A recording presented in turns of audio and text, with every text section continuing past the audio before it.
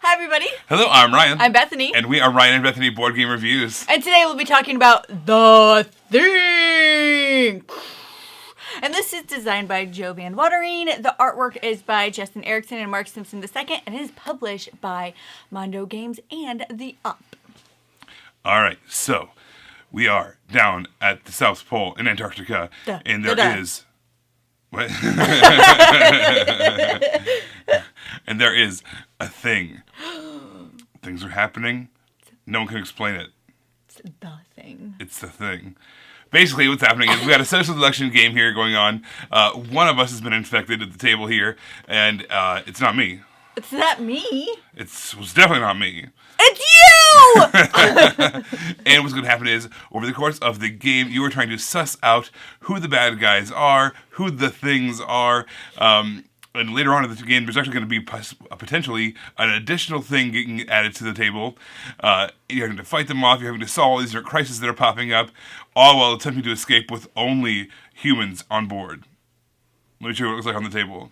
All right, here is our setup for The Thing Infection at Outpost 31. We've got our board divided up into 1, 2, and 3 spots. Eventually, you have to go kind of traverse through all 3 of them, eventually trying to escape in the helicopter. Up top, we also kind of have our outbreak tracker. That's bad news. We don't want to go up on that. And then also, we kind of have our track there, as you know, it's going to allow us to get through our different sections by fulfilling certain objectives. Now, the good guys could only win if they're able to kind of get through all sections, get to the helicopter with no infected people on board. The bad guys have a number of ways they can win. First of all, there's kind of a rooms destroyed track there. If enough rooms gets destroyed, the game is over, and the bad guys win. The infected team wins.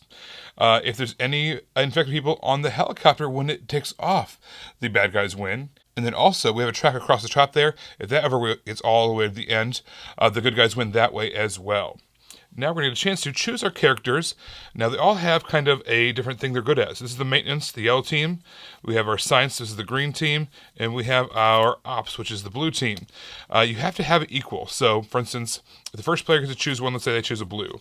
All right, well, the next two have to choose from either green or yellow. So if the next person chooses green, well, then the third one has to be yellow. So that way we have an even balance. And it keeps on going like that. Now, the next person, they can choose from any one of the teams. Let's say they choose green. Well, then the next person has to be either yellow or blue. So on and so forth. This game plays from 4 to 8 players. We're going to simulate kind of a 6-player game here. All the players are going to start in the rec room, that little room right there. And that's going to be our starting point. All right, let's get these out of here. One person is going to become the leader. And this is kind of going to pass around. The leader's going to be in charge of a couple of things, but again, we're all going to get a chance to be the leader. All right, the first thing we need to figure out is what team we're on. All right, so we have these blood sample cards. We're going to have all these human cards, and then one person is going to be an imitation. They have been infected. So you shuffle those up, you deal them out. You don't show anyone else. You cannot talk about it. You can use any number of table talking strategies you want, but you cannot ever reveal this card. And there's even rules about the table talking based off of how much table talk you want, how experienced you are, that kind of thing. The way we played it, more or less, is you can say anything you want as long as you don't reveal your card. You can lie any way you want. Now, there is a player aid here that shows us our entire turn order. There is a ton of steps, 13 steps to a turn. So this is going to be, pretty crazy, pretty crucial to look at as we go on. But the first thing we're going to do is we're going to go on a mission. So whoever's the leader is going to go to the mission log and flip over a card. Let me show you what those look like. Basically, they're divided into player counts at the very, very bottom here. So if you're playing a 4 or 5 player game, you need to make sure that it has that. If you're playing a 6, 7, or 8 game, you want to make sure it has that. So you sort them out before the game starts based off the number of players. You're going to flip a card over and do whatever it says. There are events in here as well. Maybe the power goes out. Maybe there's even some smoke goes up. So we have some power outages and some smoke tokens up here in the corner. You're going to place those on whatever room the dice says. So you're going to roll a die. Which has a 4, so you'd put some smoke, let's say, in the number 4 room, which is in the common office. So you do those for all those event cards. But once you finally get to an actual mission, you're going to read what it says. So this one says, it's for 4 or 5 players. Now, it also requires one of each team. So you have the yellow, the blue, and the green there. You need to have one of each. It says, reveal all cards. At least 2 have exactly 2 dice values that you pass.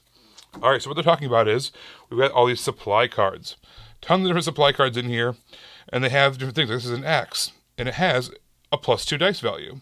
So what it's saying is you want to, every player who goes on this mission, which in this case you can choose either 4 or 5, is going to play 1 card to that pool.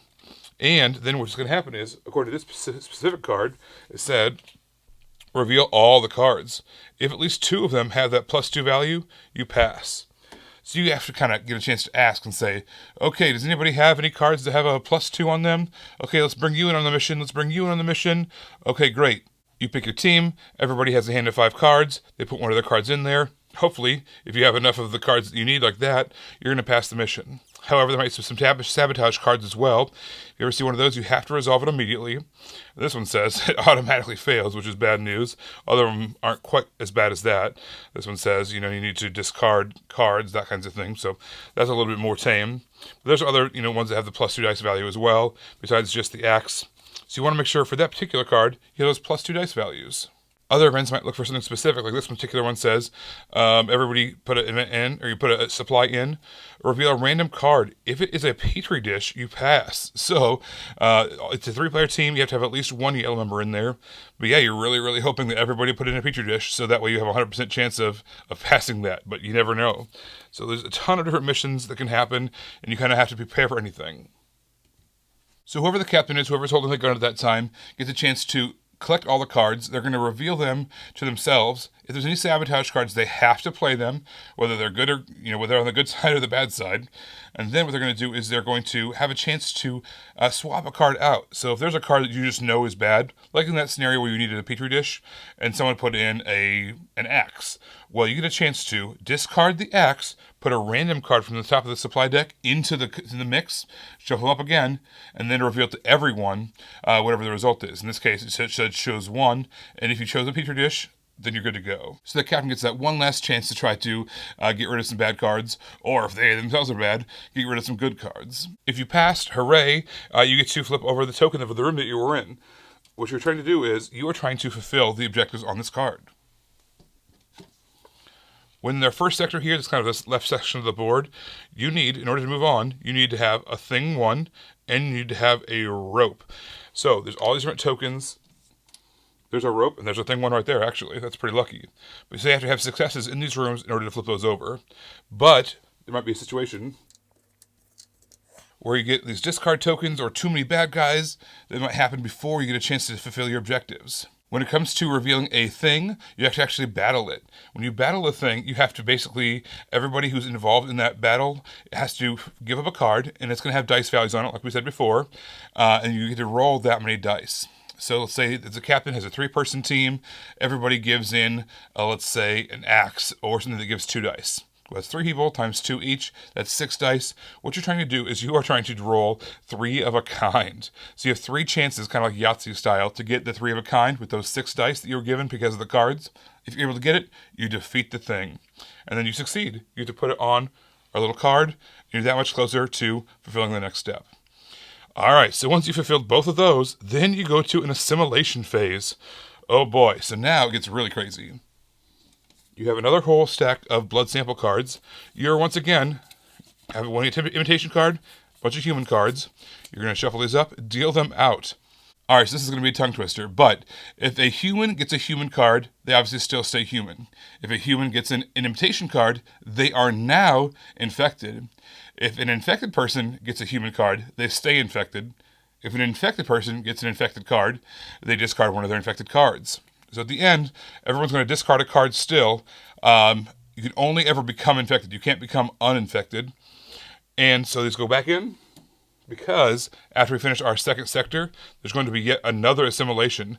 So let's say in the case where we had our person who was already infected get the infection card, and there's still only 1 bad guy out there, here's a chance where, once again, we can have 2 bad guys be out there. So you have to finish our section 1 by finding those 2 items. Then we have an assimilation phase. We have to go through section 2, finding those items. Then an assimilation phase. Then we have section 3. We have to find those 3 items before we can finally escape. And by the way, if we ever fail a mission, if we ever fail to defeat a bad guy, we go up on this track. This track right here. Every time you go up, bad things happen. Maybe you have some power up. Maybe you have some smoke happening. Maybe a room gets destroyed. And by the way, if too many rooms get destroyed, we lose the game that way too. All right, so then all these bad things are going to happen. We've got a little marker here that's going to move up and up and up and up. If we ever lose the battle that many times, the game is over. We lose. But on top of that, at the top here, you'll notice there's blood tests. You have 3 blood tests at the beginning.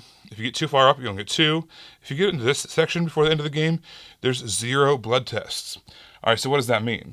Well, basically, if you survive all 3 sections and you finally get to the escape section, whoever the captain is gets to nominate a new captain. And they get to say, okay, so first of all, we vote to make sure that captain's going to be the captain. If we all think that they're not a bad guy, great, they're in. Now, what that captain gets to do is, based off of our chart here, they get a chance to look at that many people's blood tests. So, if you get all the way up here, you don't get to look at anybody's blood work. But if, let's say you end up here, you get to choose 2 players and you say, you know what, I want to see whether or not you are infected or not. So you get a little bit of information that way.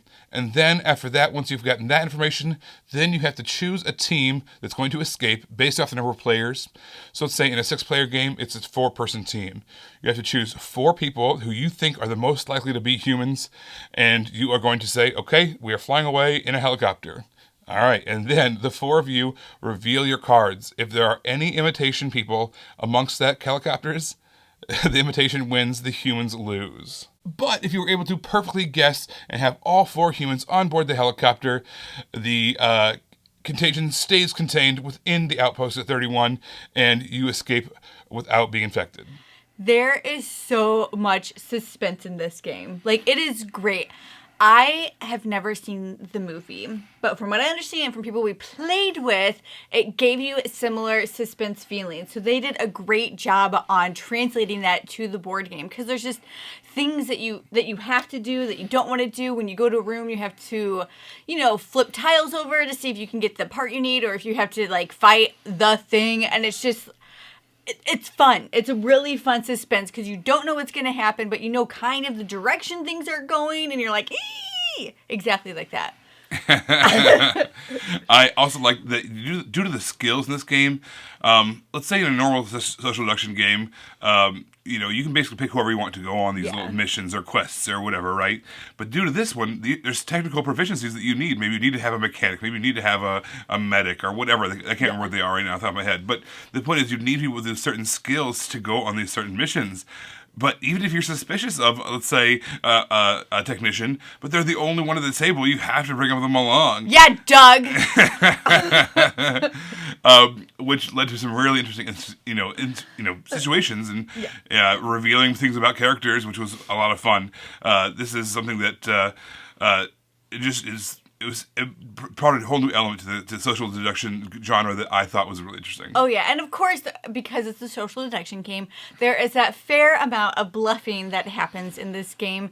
And it's fun because you could potentially get more things later on in the game, but you don't know if you're going to get more things. And so you just kind of don't know what's going to happen, and sometimes people could have stuff, but they might not have stuff, or really they don't have stuff, and maybe they're lying about not having stuff, and it's just it's fun to see all that bluffing happening and have people just try to figure that out while also trying to be productive in the game, right? So it's not just the bluffing aspect, it's the bluffing plus still needing to accomplish things on the board, and I love that combination. Yes, I think most social deduction games that I've played, at least, have been, card driven, right? When there's a handful of cards, you deal them out, and it says whether you're a good guy or a bad guy. That's what it comes down to on a lot of these kinds of games. This one brought a whole new element to all these different item cards that you can carry around. The board itself, so you're actually physically moving from room to room. Bringing that board on board, was this changes into a different scope for me. It did, obviously, there's games like Dead of Winter, but that wasn't like a social deduction game to me. That felt more like a survival game. A survival game it's a cooperative game that just might happen to have an in-game trader. You knew there was a trader, and you knew there was a social deduction element to trying to figure out who they are with the board out there. And so that was really fun and challenging for me. So overall, I loved this game. It was so much fun. This is a game that I would be willing to play basically anytime. If we had the right amount of people for it, I would definitely want to play this game. I just had a blast playing with it, with all the twists that happen in the game. One of the people that we played this game with said that it was very reminiscent to Battlestar Galactica, but it was like Battlestar Galactica light. Not in a bad way either. Like No. in a condensed version, like all the best parts of it condensed. Yes, like it was Shortened. just a short. He said that there was like more stuff to do in that game, that there was less to do, so you got the same experience but in a shorter game. But I just had a blast with this one, an absolute blast.